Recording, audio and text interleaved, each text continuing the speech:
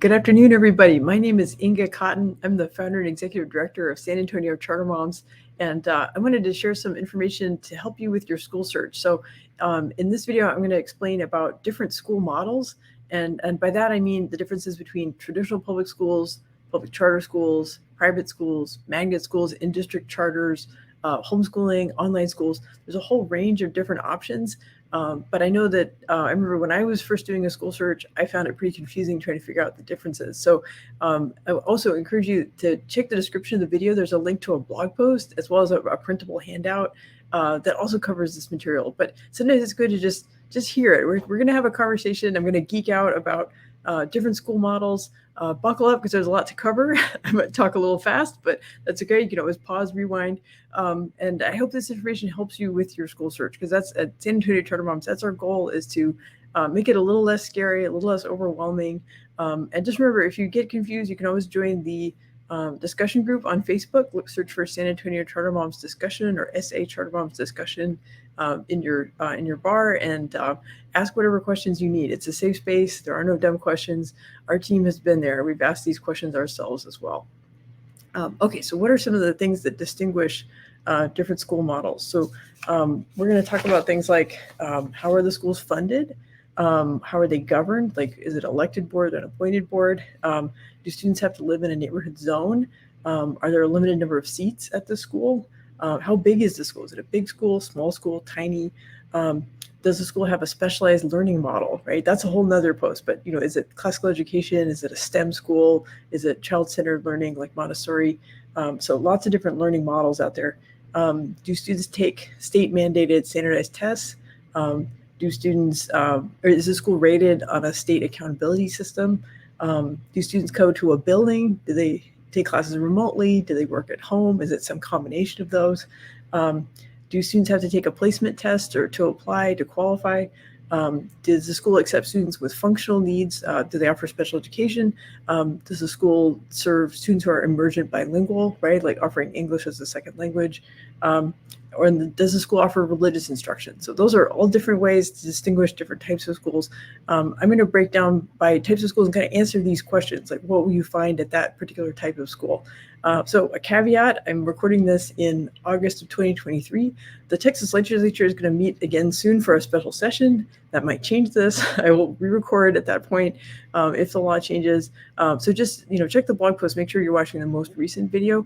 Also, this is applying in Texas, where currently there are no ESAs or private school choice programs, but folks from other states like Arizona or Florida, that you may have a wider range of school options than we do here in Texas. But like I said, that might change, and I will update the video if and when that happens.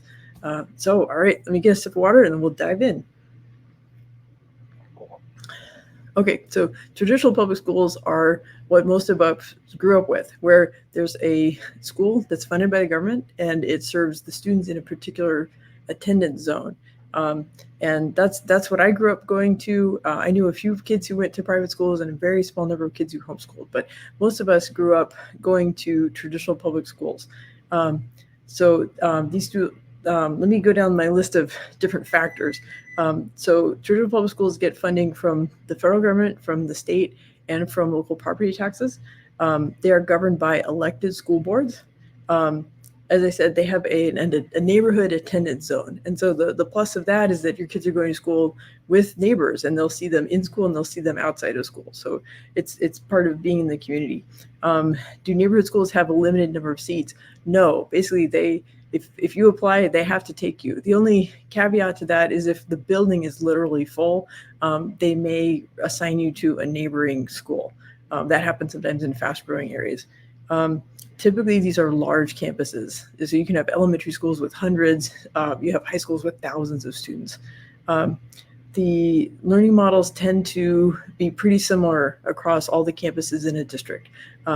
We'll talk about exceptions to that, like with in-district charters.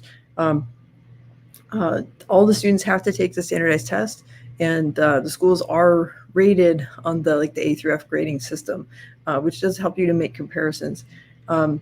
Students are expected to attend class at school, and there's no test or anything to qualify to get in. Basically, if you live in that neighborhood, then you're allowed to go to that school. They serve students with functional needs. They serve emergent bilingual students. They serve every student who comes in the door. That's really the strength of the public education system. And there is no religious instruction at traditional public schools. So, okay, all right, so that's our checklist for traditional public schools. The next type of school we're going to talk about is magnet schools and in-district charter schools. And it's a little blurry what's what. In San Antonio, they function pretty similar. You might find some differences if you're looking in other communities like in the Dallas area or in Houston. There might be magnets that run a little differently. But in San Antonio, magnets and in-district charter schools run pretty similar. So we're gonna group them together for this purpose. So the strength of magnet schools and in-district charter schools is that they are not limited to a neighborhood zone. It's typically a much broader attendance zone. And they tend to have specialized learning models. So that's the main difference between them and traditional public schools. Like traditional public schools, the funding comes from federal, state, and local sources.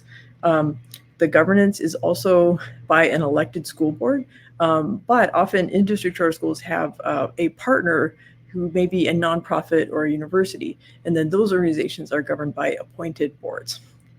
The attendance zone is usually much broader than just one neighborhood, so it might cover the whole metro area. They might have a preference for students who do live in the same district that operates the magnet or in-district charter, and that's a question for the registrar for when you apply. Typically, these schools do have limited seats, and they tend to be smaller than like a big comprehensive neighborhood high school. These tend to be smaller. They may be co-located, right? So you might have a magnet school that's operating on the same campus as a big comprehensive high school. The learning models are varied, and we have some amazing examples on the blog. So I encourage you to go check that out at sachartermoms.com. These schools the students do have to take the standardized tests. They take the STAR, they take the EOCs, and the schools are graded on the A through F system. Students take classes at school. For the most part in San Antonio, students don't have to take a test to qualify. There are some exceptions. So like for example, the Young Women's Leadership Academy Secondary, there is an application process for that school. And if you look in Dallas or Houston or big cities like DC, there may be a different process for that. Okay, they do serve students with functional needs, and they do serve emergent bilingual students. And as public schools, they are not teaching religious instruction. So, okay, so that covers magnet and in-district charter schools, at least how they present in San Antonio. It's a little different in other communities. Okay, so next we're going to talk about public charter schools, which is the bread and butter of San Antonio Charter Moms. That's what we started out covering, but we've expanded because of the kind of parent questions that we get. But we have lots of information on our site in our group about public charter schools. So in Texas, public charter schools have been around for a little over 25 years. And some of the charter networks in San Antonio are actually like Generation 1 or Generation 2 charter schools. So some of them are the OGs of the charter school movement in Texas. So the word charter in this context, it means kind of a contract, right? So it's like the state is making a contract with an entity that's going to provide the public education to the students. Okay, well, let me kind of go down my checklist and I'll explain what some of the differences are between traditional public schools and public charter schools. So the funding for charter schools in Texas, most of it comes from the state. It's a small amount from the federal government. Public charter schools do not have local taxing authority, right? So nobody's getting a property tax bill that has a charter school on it. So the state has to kind of make up the difference of what, right? A traditional public school would be raising that money from local property taxes, using that to pay for the school bonds and things like that. Public charter schools can't do that. They're not collecting local property taxes. So the state has to kind of make up the difference for that. There's a formula for that. It's very complicated. We have a whole nother blog post about that just tries to give an overview. I don't claim to be an expert on that, but just take my word for it. It is a different system, and it's not depending on local property taxes. The money has to flow through the state to the charter schools. Okay, so governance for public charter schools is through appointed boards, not through elected school boards. And in Texas, public charter schools are nonprofits, just like a university or a private school or a hospital or arts organizations, right? These are all nonprofits governed by appointed boards. So that's similar to how public charter schools operate. Their board meetings are subject to open meeting requirements. So members of the public can come and give comment, and so they have to have open board meetings. But you will not see a charter school board election on a ballot ever. Okay, so attendance zones. These are unique to each charter school. It's part of their application and amendment process with the Texas Education Agency. You can go on the TA website and look up the attendance zone for each particular school. As a general rule of thumb, if you're in San Antonio, in the San Antonio metro area, you can usually pick any charter school in the metro area. As long as you can get your kids there or get a bus there, it should be open. If you're not sure, like if you live in a surrounding county and you want to attend a charter school in San Antonio, you can always ask the registrar, and they know how to answer these questions. You can also ask in the Charter Moms group, but really the registrar at the school is they're the bottom line.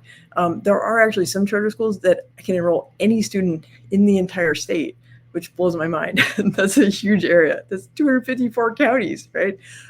But as a general rule of thumb, any charter school in the metro area can enroll in any family in the metro area. What's great about that is you're not limited by neighborhood. You're not limited by zip code. And as we know, real estate costs are exploding in San Antonio. And if you're trying to buy a house in the neighborhoods that have the A-rated traditional public schools, those neighborhoods are not affordable. So if you're able to enroll your child at a high quality charter school, you don't have to live in the most expensive neighborhood. You can choose a house that suits your family's needs, whether it's you need a pool, you want to be on the green belt, you want to be near downtown, you want a multicultural neighborhood, whatever. You can pick that kind of neighborhood and still have your child be in a high quality school that suits their needs. Okay, so do charter schools have limited seats? Yes. And as I mentioned in the blog post, that's an important reason why you need to pay attention to the school search timeline, which is last week's post, because your best chance of getting an offer of enrollment is if you apply during the open enrollment period. And that post explains more about that. But if you apply after open enrollment, your child may be put on the waiting list on a first come, first served basis. If you apply during open enrollment, which is typically November to February, your child's more likely to get an offer. So charter schools, when they fill up all their seats, then they keep a waiting list for each grade. They'll make offers during the school year to families on the waiting list. But I know families who've waited 5-6 years before they got an offer at the school they wanted. They had to reapply every year. So your best bet is apply to multiple schools, apply during open enrollment, and then there's a very good chance that you will get an offer at a school that your family is excited about before the school year starts, and you'll be able to meet your goals. Charter schools are typically smaller than traditional public schools that serve the same grades. So, like a K through 12 charter school might only have 1,200 students, right? Whereas there are high schools in the San Antonio area that have many times that many students. It tends to make for a more close-knit group. The principal might actually know every student's name, which is amazing, but principals are pretty amazing. The downside of that is you might not have every sport represented. You might not have all the extracurriculars that you would have at a big comprehensive high school. So it's a little bit of a trade-off. But hopefully you find a school model, a learning model that suits your family, and that way will have the activities that your kids are interested in. Okay, so, and that is probably perhaps the most exciting thing about public charter schools in San Antonio is there's such a wide range of learning models, and that's a whole nother blog post. So look out for that one next week. Yeah, it's what's great is that kids can feel like their time is well spent. That they're going to school to learn about the things they're excited about the future they want. Families can find schools that fit the values that they're teaching at home, and it allows educators who are passionate about what they're doing to bring that passion to work with them. So that's what's so great about having varied learning models. So charter schools do administer standardized tests, and they are rated on the accountability system similar to how traditional public schools are. In fact, if a public charter school gets a low accountability rating for too many years in a row, the school will be forced to shut down. And that removes some of the weakest charter schools from the community, and it's meant to elevate the quality of public charter schools across the sector. Students are expected to go to school. There are no tests that they have to take to qualify to get in. A charter school application is very simple. It's just some demographic information. You don't have to prove how smart you are. They take all kids, and they offer special education, right? So students with functional needs can go, right? Including my son, who's on the autism spectrum. And they serve students who are emergent bilingual, right? So they provide language services for kids who don't speak English at home. And charter schools in Texas do not offer religious instruction. So, okay, so that's the rundown for public charter schools. I could have talked for a half hour just on that because I'm so passionate about it. But I'm going to cover the whole range of school models. So we're going to move on. So the next type of school we're going to talk about is private schools. And these have been around for a very, very long time. In fact, even before the public school system. And in San Antonio, there's a really wide array of private schools, especially the schools in the Archdiocese have been around for a really long time. And as you might imagine, the schools in the Archdiocese, they do offer religious instruction. Students go to Mass, and it's they build it into their social emotional learning and character education. They get to use religion as a tool to reinforce that. So that's one of the major differences between private schools and other types of schools in Texas. Okay, so I'm going to run down my list of characteristics. Private schools, as you imagine, are privately funded. There's a small exception there. They serve Title I students. They can collect a small amount of federal money to support those services. Private schools are typically nonprofits, and they have appointed school boards. The attendance zone it's just up to the private school to set the policy. They typically do have limited seats, but they can make their own determination if they want to expand, right? Whereas charter schools have to apply to this TEA for an expansion amendment. Private schools tend to be small. There's a wide variety of learning models, everything from like one-on-one learning to there's arts-oriented programs, and just a very, very wide variety of private schools in San Antonio. Students do not have to take the state-mandated standardized tests. The schools may have their own standardized testing that they do just for tracking, just to make sure students are making progress. But they don't have to take the STAR, and they don't have to take the EOCs, the end-of-course exams, to graduate. And that also means that private schools are not graded on the A through F system, so it's a little harder to make comparisons between traditional public schools, public charter schools, and private schools. So you need other sources of information to make those comparisons. Typically, students take classes at school, although there are some university model schools, which are sort of a hybrid between private school and homeschooling. So students might only attend class 2 days a week. So search in the group university model schools. It's a really interesting model. Some schools do require students to take a test to qualify, especially schools like Keystone School that offer accelerated learning. And some schools specialize in serving students who learn differently, so for example, the Winston School, but they may have limits on what types of students they're able to serve.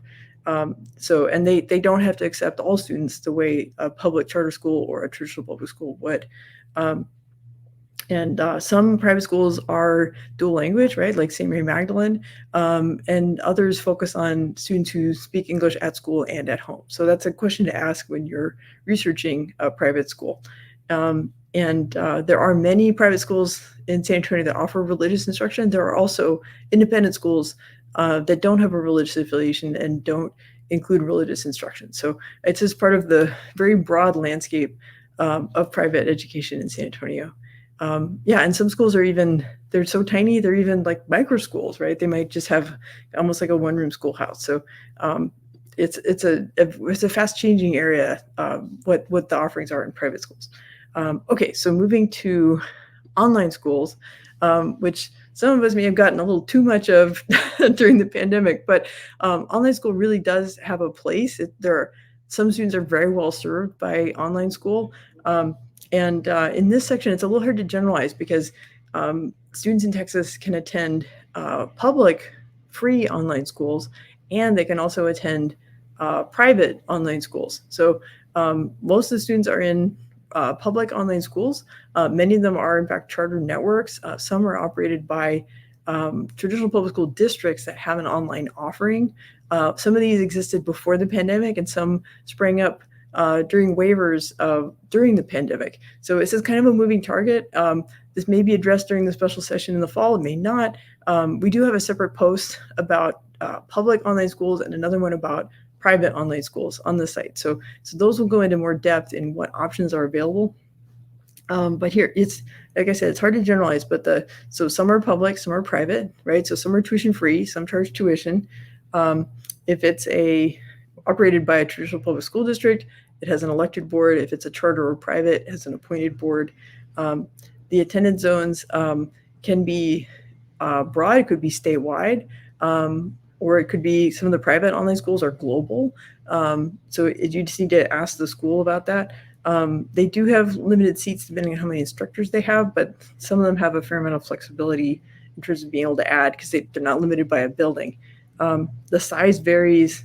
The learning models vary a lot. So there are as many variations in online school as there are in private schools and public charter schools. If it's a public online school, students will take standardized tests and it will be rated on the state accountability system.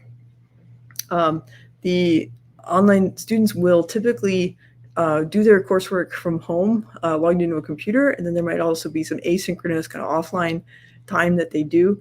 Sometimes families will organize micro schools around an online school program, and so then there might be an in-person element where the families in that micro school, pool together, and they might have a garden day or a field trip day or do science experiments together, things like that.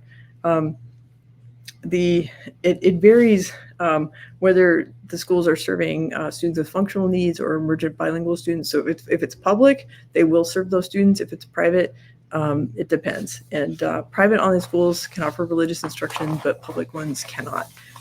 So the online school world is it's hard to generalize. But if you look at our guide posts, we offer a little more in-depth information.